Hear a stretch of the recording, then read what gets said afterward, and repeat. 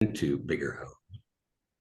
But it might also show me sometimes maybe some of the flaws in my little hopes. Where are they too small? Yeah, it gives you a sort of a critical, I don't know exactly lens, but something like a critical lens Mm-hmm. on the things that are giving shape to our lives. It becomes a kind of yeah, for me it's sort of a it's it's one way of asking the question, where is God in this?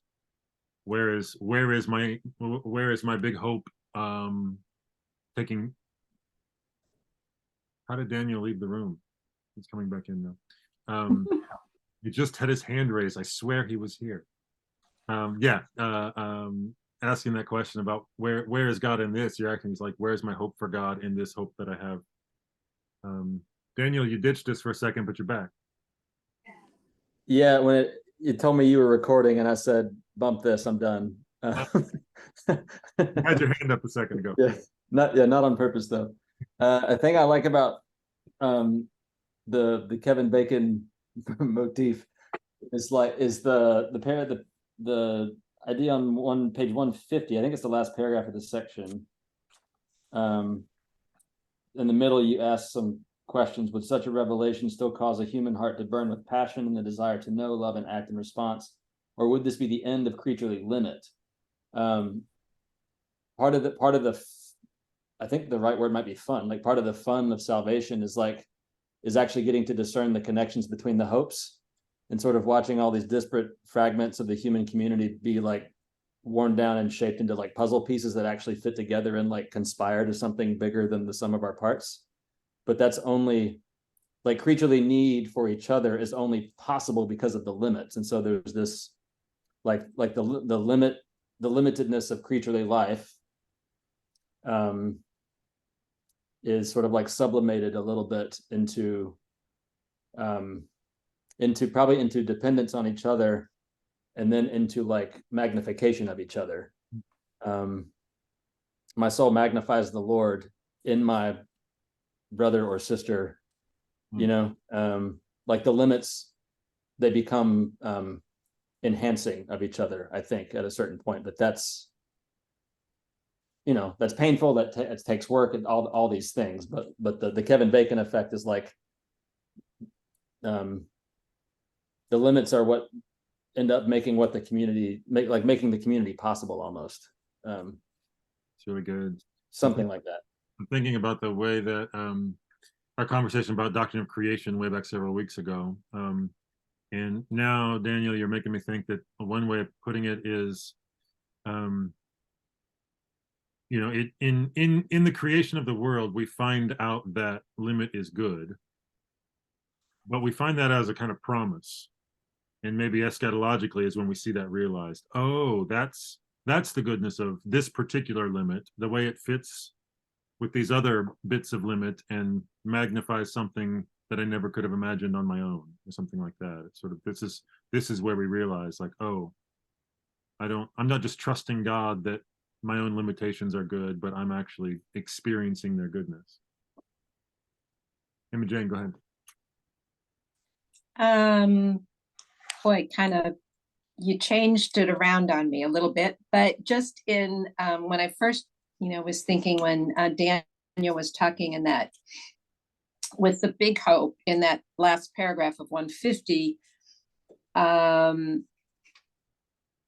Isaiah's vision of hope's fulfillment suggests that the establishment of Yahweh's house will not, in fact, bring about the conclusion of human activity.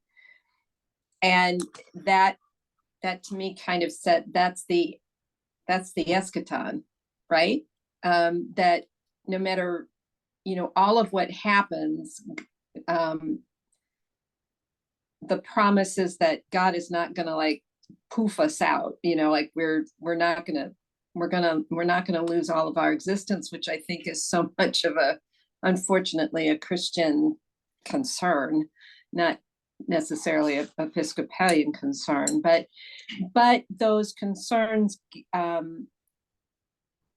that type of concern becomes the crisis. Like when Joe was talking in our little hopes, of, is my world or is the world going to end because of whatever you're hoping maybe doesn't happen, or because of the hope.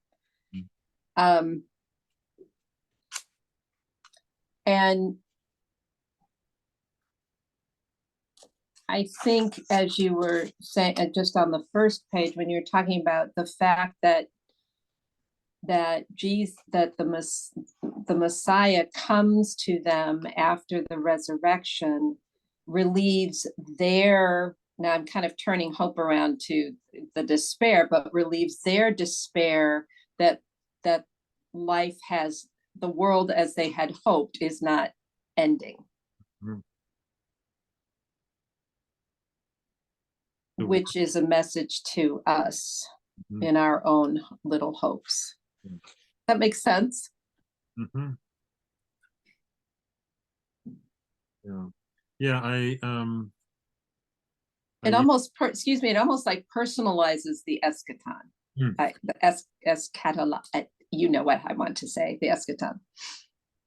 Yeah, that's right. I use this phrase, imagined intersection, which caught my Mhm. as I was skimming back through this this morning.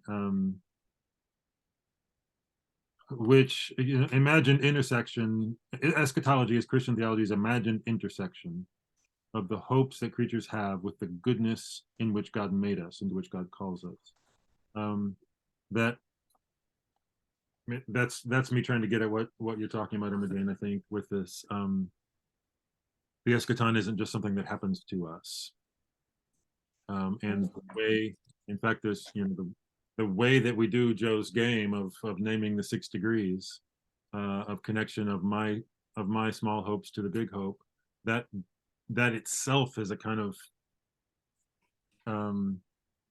like, God allows that to be the gracious kind of, machinations of the eschaton itself. Like, I get to experience it, and I get to experience it when I notice it is happening in my life. I get to experience it when I see those connections of hoping for not just not even the gift of health to my friend, but hoping for the gift of health to my friend. If I can see how that connects to something, to the big eschatological hope that all creation has, then I'm actually, like that itself sort of mediates the eschaton, if you see what I'm saying. That's not just a sort of, oh, God does the eschaton, wonder how I feel about that. It's like, It allows us to live in the eschaton, right? Yeah, exactly. So I'm sort of imagining and renaming my own desires as sort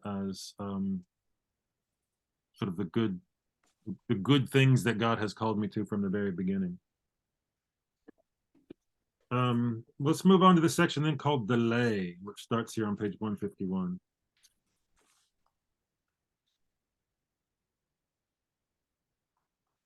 Who made a note in the margins or has a thought about what I'm trying to do with this section here?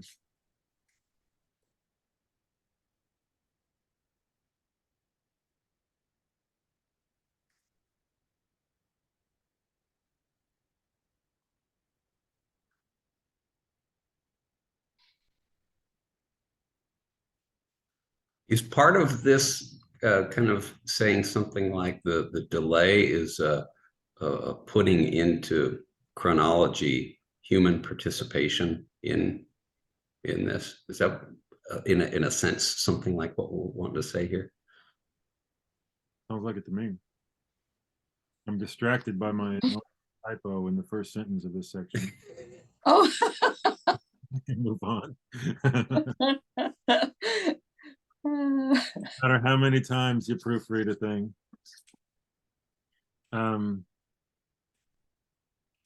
Yeah, I think that I like Joe's language of participation. There's something in that delay that's not just a go sit and wait for God, but an invitation. There's an invitation involved here. Who has a thought about that, or a further thought about this section?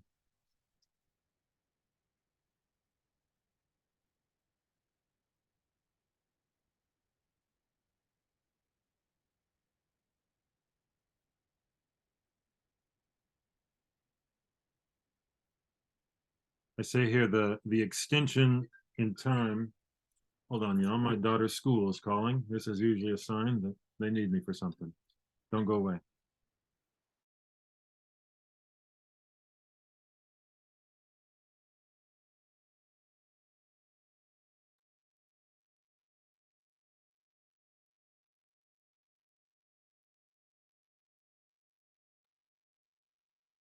We need Joe, an eschatological juggler here. Right. The Joe sort of just because the Kevin Bacon thing is so much fun. I think part of so the Little Hopes, Big Hopes, Kevin Bacon connection between the Little Hopes. The end of that last passage says that whatever we mean by the eschaton, it's a world in which human hands remain at work, beating swords into plowshares. I think one of the ways of reading the delay, I don't know that it's the reason for the delay, but like one of the things about it is that like, because there is a delay in the fulfillment of my hopes individually, say, part of what that does is create space for the hopes of other people to meet mine and sort of join together. And we sort of receive the dignity of being part of each other's salvation because there is a delay. Does that make sense? Like one of the ways that we become like Jesus is that we have God gives us the dignity of becoming salvific for each other. But that happens through time. Right. Can only happen through time, right? Again, I hesitate to say like that's why there's a delay. You know what I mean? Because then that can turn into like there's evil because it's good for you. It's like, well, no, it's evil, you know. But like I think one of the symptoms of the delay is that we are given the dignity of becoming salvific for each other. Because the eschaton is a place where human hands are still at work, et cetera, et cetera. Hashtag Kevin Bacon.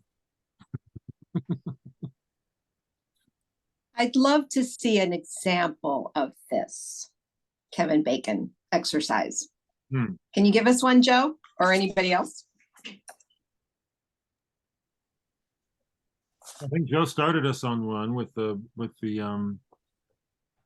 example of hoping to be reconnected with a lost friend, right? Isn't that what you said, Joe? Yep. And that's in some ways a simpler one, and that but it's still a useful one, I think, because that seems like a pastoral exercise that allows us to see that my desire to be reunited with my friend is not just about a lack in me that needs fulfillment, but it's got something to do with the connectivity of all creatures in the universe that God has called into being. And if I can see it shaped that way, then that experience of loss, while it is probably still alienating and making me feel all the loneliness, that experience of loss may also at the same time be an experience of connection to God in all things and all things in God. So that, yeah, I'm really interested in this, in the possibility of some sort of some pastoral theological connections for that idea. Like, well, like what if that was like, or spiritual direction questions, like what would it look like if that thing that you're talking about, if that were in some way connected to the larger story of God's recreating work of all creation. That could lead to a series of really, I think, really, really helpful, insightful in that sense of like, seeing into myself kinds of questions. Go ahead, CJ. You worried me a second ago, CJ. Your phone was bobbling around, and I thought, oh man, CJ's had a wreck. No, man, I'm sorry. I'm on the move here, and I'm trying to stay tuned in. But it would seem that in the Kevin Bacon game, ultimately, the things would land in the life of the Trinity, right? Or the participation in some kind of one of those processions that we've been talking about in the Trinity, right? If there's a disconnection between or a longing that I have to be reconciled with someone that, in the end, shouldn't that be similar to the seeking of the Father seeking the Son through the Holy Spirit? Some kind of, wouldn't that be the Kevin Bacon? Wouldn't Trinity be Kevin Bacon in this analogy? I just want to say, if we could, if there were a hashtag for this entire continuing education course, I think that would be it right there. Thank God we're recording, because no one would believe that if it wasn't recorded. And how much sense it made, right? It made so much sense. Yeah, I love that insight of not just taking it to resurrection, but taking it back up into the fullness of the triune God. How does that resonate with what anybody else is thinking? Susan, go ahead. I think, like, for me, on this side of the kingdom that is here but not yet, as you like to say, I like to preach a lot of times at funerals that, this isn't it. And I relay the story. My mom died 2 years ago, and I used to stand next to her in church, and she would sing the Sanctus, and it was always just a little bit flat. She was in the choir, but she could not sing the Sanctus. It was great. Made me laugh every time. And so now when I'm celebrating, and I say with angels, archangels, and all the company of heaven, I point out that I can hear my mom singing flat in my head when I celebrate the Sanctus. And it's this bringing together of those two kingdoms in worship that I just, that's the eschaton, and how I relate that pastorally to the people that I speak with. So that answers your question for me. So good. Yeah, this is some rich material today. That is really good. I love that. I love that. And in that you get the sort of the beauty and the limit, and the here and now, and the already and the not yet, all in that memory that you sort of take with you into the singing. Love it. Andrew. Well, first of all, Susan, I think we'll all take a copy of that sermon, please. That's great. That's awesome. I'm hearing a lot of I think rhyming with one of the themes that we pulled out of the Hope for Creation class. Sadie was in that class. Sarah Mast was in there. Who else was in there? Anybody else in there? Kevin made an appearance in there. Can't wait for that continuing ed opportunity, by the way, just saying. But as we looked at, things like oil spills and mountaintop removal, and the disaster that humanity is really good at landing on Earth, and we wondered kind of aloud what God would do with the scars, and we saw some images of mountaintop removal, especially that were striking, like a literal scar on creation, and wondered if the eschaton, the place where the lion really does lay down with the lamb, if it's not God taking those scars and finishing creation. And so that scar that's been created on creation not being the finality of the story. And anyway, as we talk about Kevin Bacon and the pastoral implications of this, I like the idea of those scars too, because there's a spectrum of scarring. I think we can look at the scars of, we look at the Middle East right now and look at this gigantic, not even a scar, a bleeding wound, and then we take it down to the scars of our own life, which are maybe smaller scars, but still are scars nonetheless. And if there's not in the eschaton, not a healing of those, and they sort of expound upon each other. Anyway, that's where my head's at, and I think there's some richness there, thinking about what healing of little scars does to then the ultimate healing of the big scar.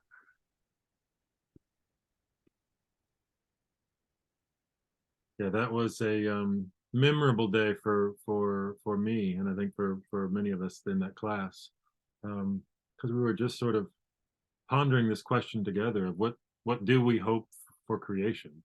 Um, do we hope that the mountaintop will be replaced? Like it'll look back, it'll in the eschaton it will look like it used to look, or what is it exactly that we're hoping for? And we started working with this idea of um, the transformation of the scars in Jesus' body. What does it mean to call those the world's, the hope that this the hope of the world? Does that mean you're not taking their violence and hideousness and the horror of the crucifixion seriously? And getting from there to, oh well, what if, I think Andrew, you brought us that day. You just started posting these images, and it was artwork, as I recall. It was photographic artwork that was of disaster sites around the world, and they were beautiful. And then when you saw what they were terrifying. And we sort of launched from there into this question of how can we hope in a devastated landscape, in a war zone, in a the devastated landscape of the suburb that I live in, the housing development.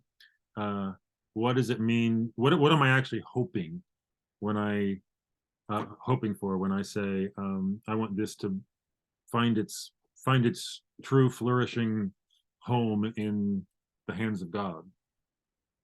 And that just became a really sort of rich contemplative question for us. Kind of sounds like the Psalms to me. Tell us, what are you remembering, Stephen? How can I sing songs in a strange land, right? Hanging up our harps. You had to reference that one. That's what sitting in the scars and hoping. That's what that looks like to me. Yeah. Bob Marley wrote that psalm, don't you, Stephen? Yeah. He liked the Psalms too. I figured you knew that. I also remember something about our ability to recognize the people and the places that we love by their scars. That if all of creation is made new, as in their scars are all gone, then how would we recognize Jesus amongst the masses if it weren't for the scars? And so how would we recognize the great gift of creation recreated and healed if it's not for the scars, and the scars that we put there? There's something, I think, really beautiful about that kind of way of understanding our wounds that are healed, or at least healed over, as things that work to make us able to be in communion with a creation that is recreating, or a creator that is recreating. I ran away real quick and grabbed what I still have up in my little display corner, which is the bulletin that Sadie and Andrew put together for an Earth Day Eucharist that has one of these images on it. Can you see that? Not very well. It's an image of a mine, a mine in Colorado from way up in the air.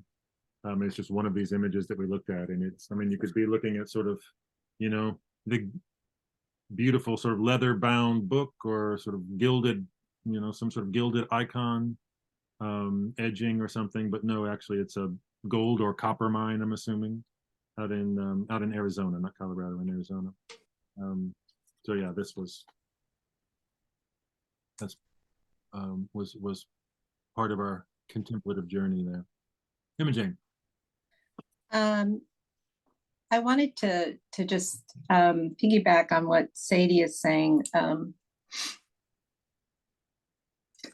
And I forgot.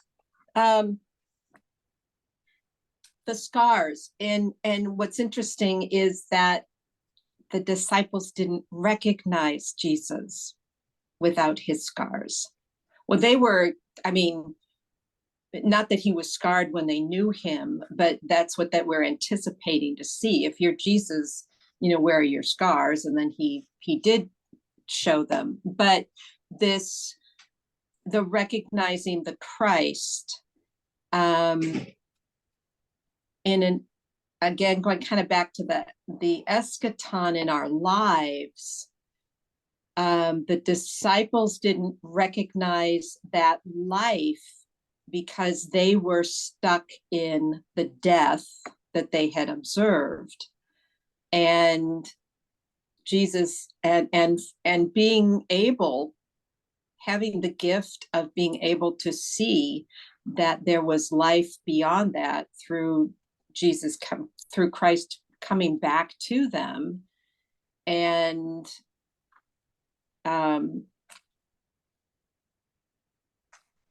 they were able to continue on. And that led me to think about people who, you know, just in all the different ways that we,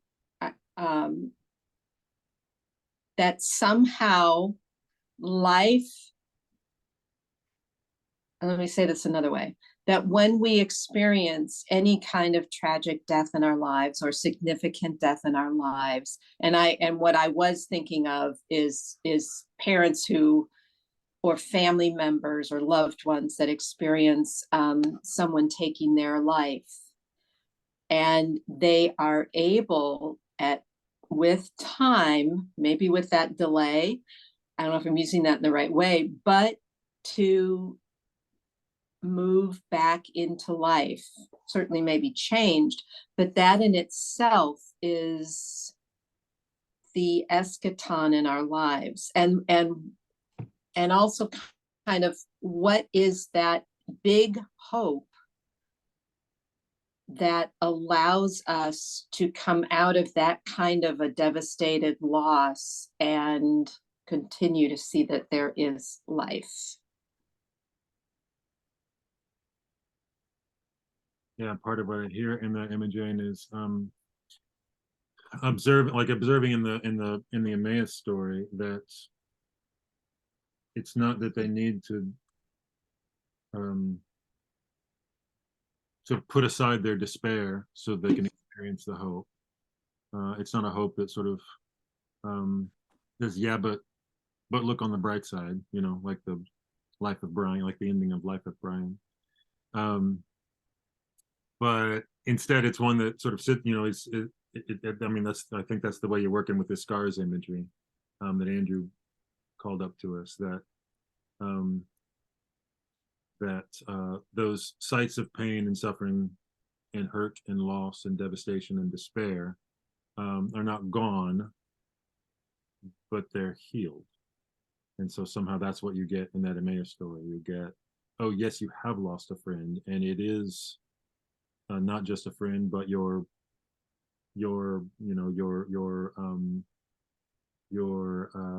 hope for outcome of this messianic moment. You've lost that, and let's sit with the grief. But then let's see how that grief can let's see how that exactly that loss can become something else. And the big hope is the creation, that creation continues. Yeah. So good. Even with that, yeah, it's not a sunshine hope, it's that somehow creation continues in us. You had another thought?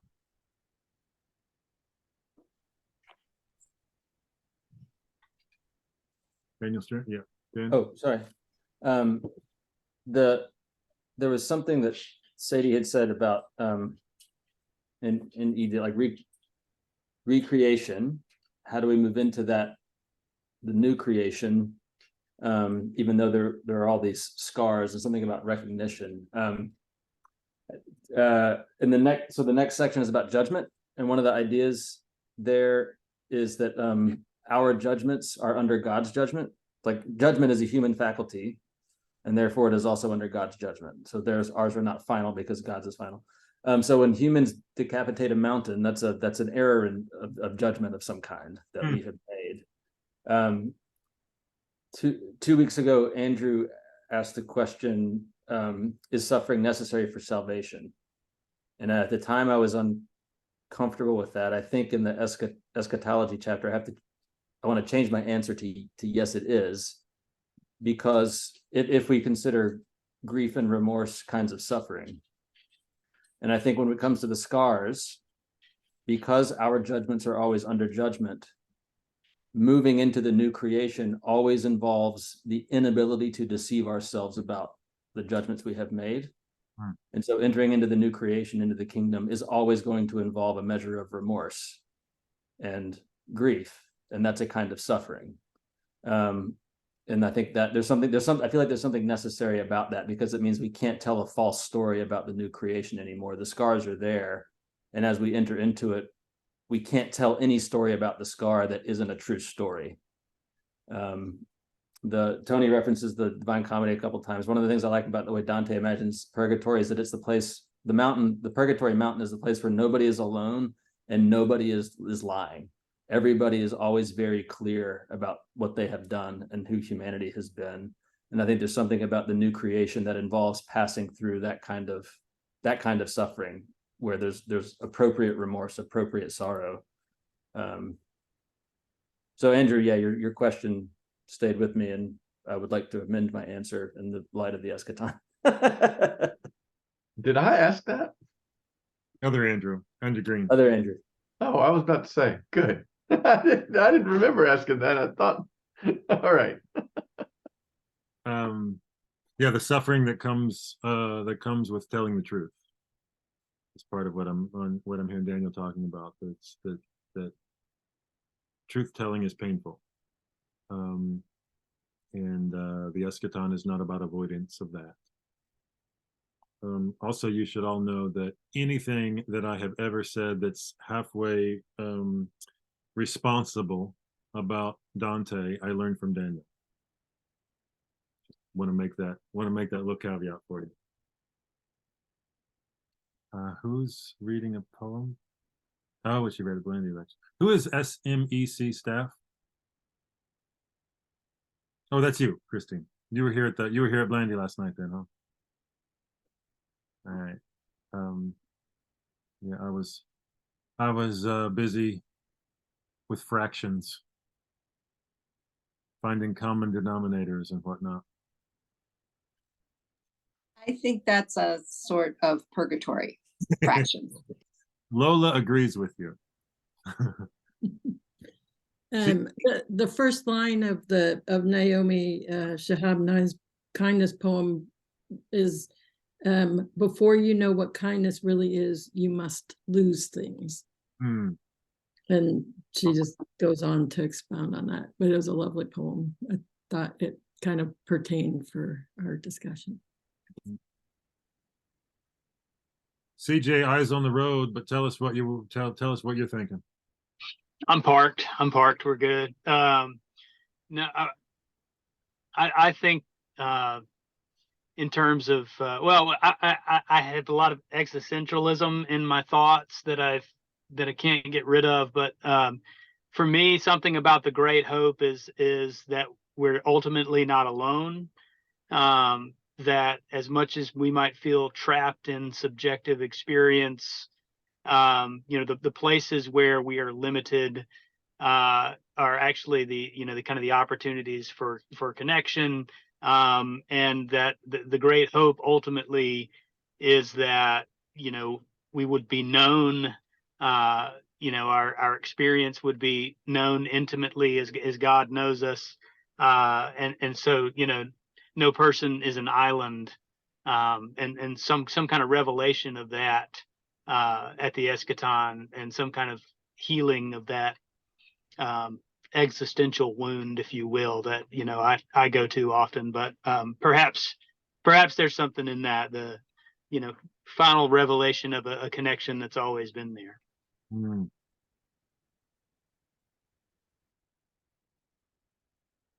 Yeah, go ahead, Kevin.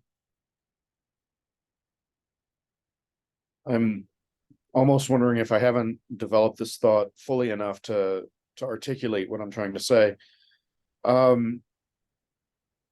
But speaking of the wound, and I referenced the image of the wound in the resurrected Jesus's side that Thomas puts his fingers into. What if it is not that the wounds remain, but that they become the fuller story?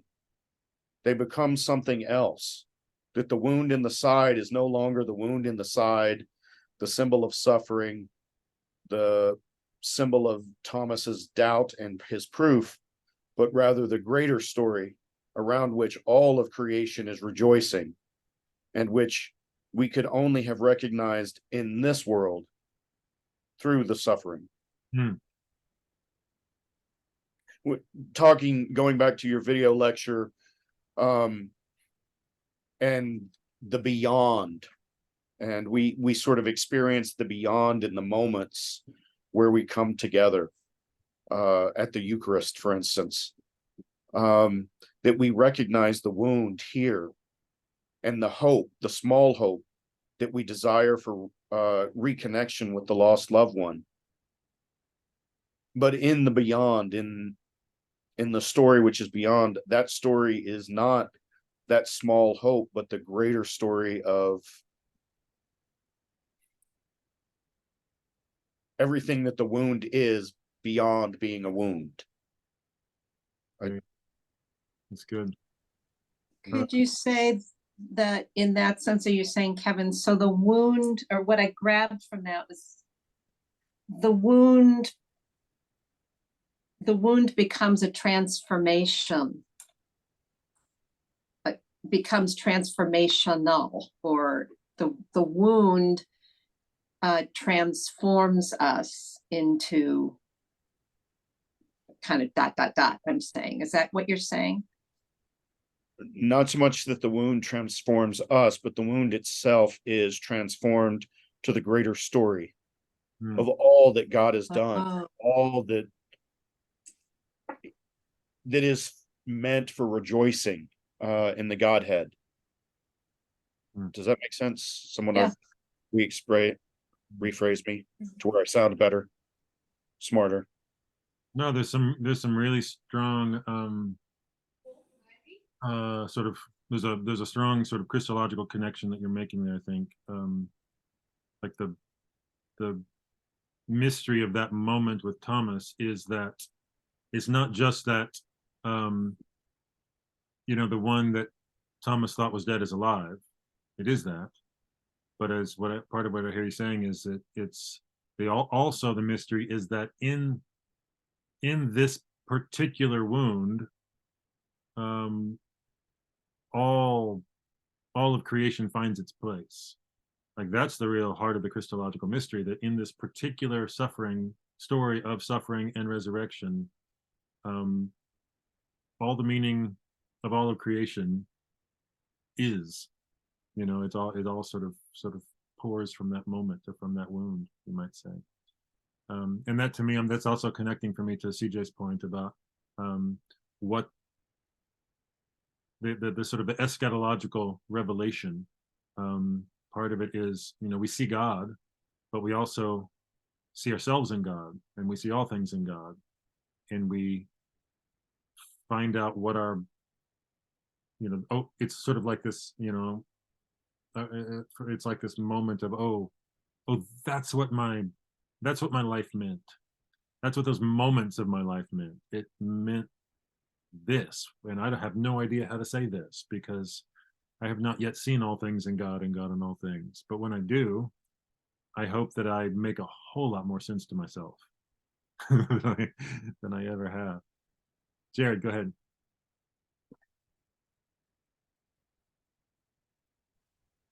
So I had a thought, a question.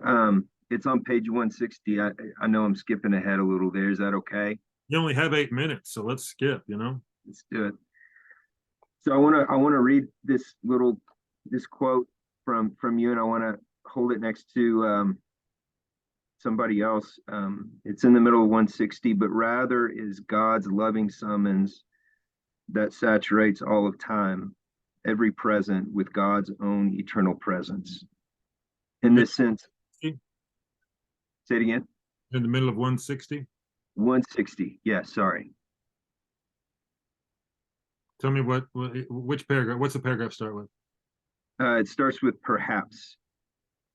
But rather, there it is. I see it right in the middle of Yeah, I'm coming in even mid-sentence there. But rather is God's loving summons that saturates all of time, every present with God's own eternal presence. In this sense, eschatological is not only or even primarily a future orientation, but more like a transcendental future that is also a transcendent past and present. And when I read that, I thought of this line from I'm going to be teaching through Wendell Berry's Jayber Crow, because it's like full of great pastoral and theological stuff. And there's this quote from Jayber. He says, "But the mercy of the world is time. Time does not stop for love, but it does not stop for death and grief either. After death and grief that ought to have stopped the world goes on. More things happen, and some of the things that happen are good. My life was changing now. It had to change. I'm not going to say that it changed for the better. There was good in it as it was, but also there was good in it as it was going to be." It made me think of that line from Jayber Crow when I read that, and I want to make sure before I connect those dots in formation class that I'm not off base there with what you're saying. Like that's we think of Judgment Day, but pastorally and in my own life, I encounter judgment days, plural, throughout my life and in other people's. There's all these judgment days. And are you saying that whereas we kind of, imagine this judgment day, this thing happening in kind of linear time, right? There's this event, there's this moment. God is actually using and working through the very thing that many of us consider the enemy, time. That's like God is doing for us and with us in time what we imagine God is going to do in this moment. Does that make sense? Am I saying it right? I think that's exactly what I'm trying to get at. I think that's just what I'm saying. Anybody have any thoughts or reflections about Jared's question and the connection he's making there?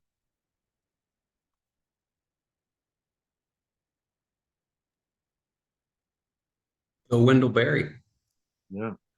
Yeah, I like it. I don't know that I have anything to add. I like that connection though. Yeah, I'm trying to I referenced the theology of the liturgy in Eastern Orthodoxy on the next page, and that's the image I'm trying to get at. Heaven, not I mean, we most often we use language of future to talk eschaton, and that's not inappropriate, but that's not all that we mean by it.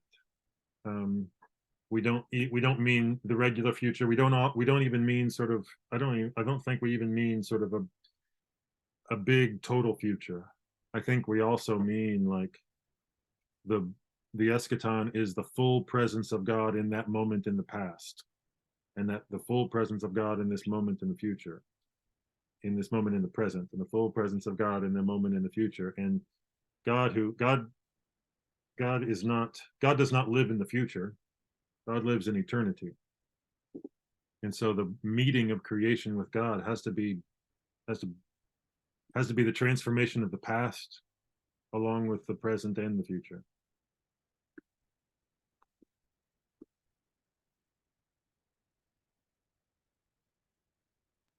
Let's see. Any thoughts about these last couple of sections? So we talked a little bit about judgment. Y'all have heard me talk about heaven and hell before. Then I end with this question of how do we imagine the world's future and our participation in the work of God, in the reforming and restorative work of God. Mm. Who's got a thought or a comment about that?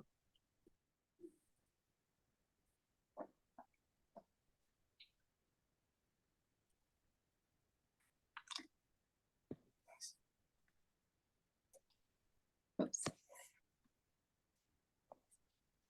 I don't have an answer to, or a comment really to the question, but just that the question could not be more fitting an exercise for what is happening in our world right now.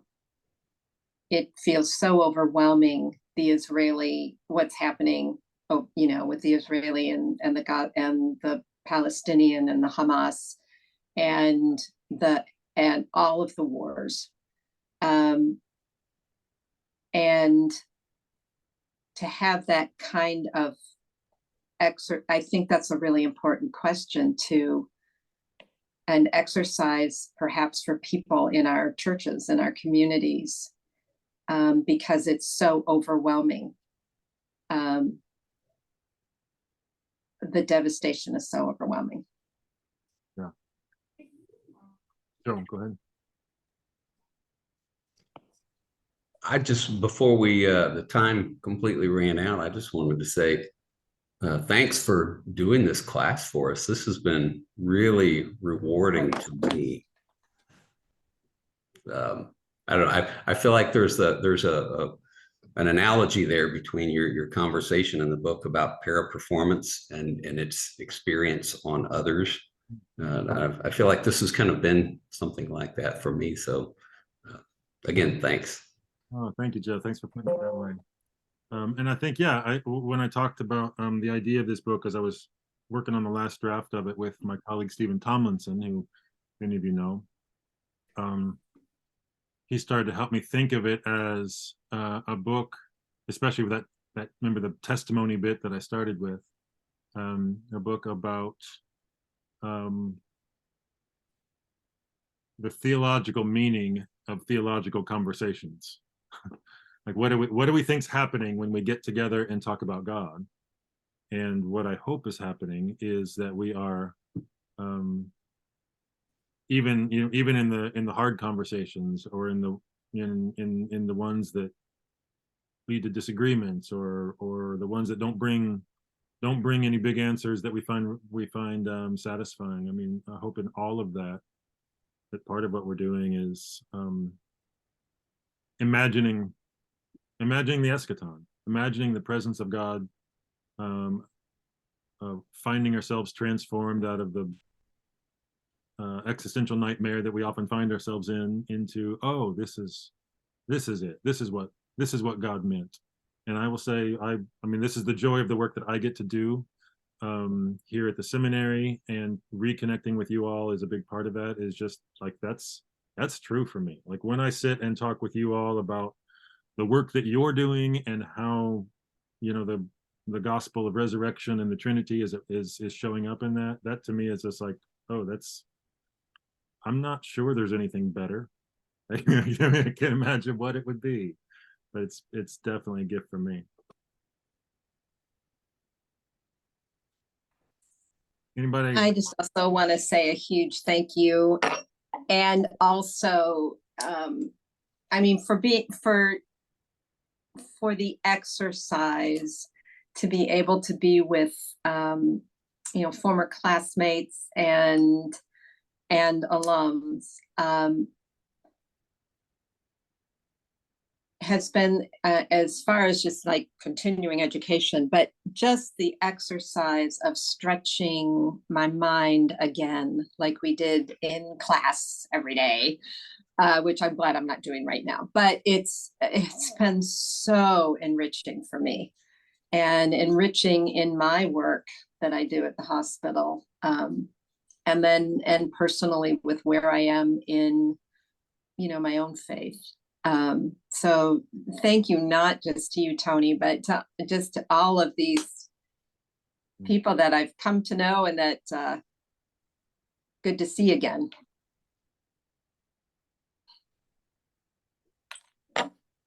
All right, y'all. Well, I think that that's a wrap. I think that is the theology reprise. Thanks so much for being part of it.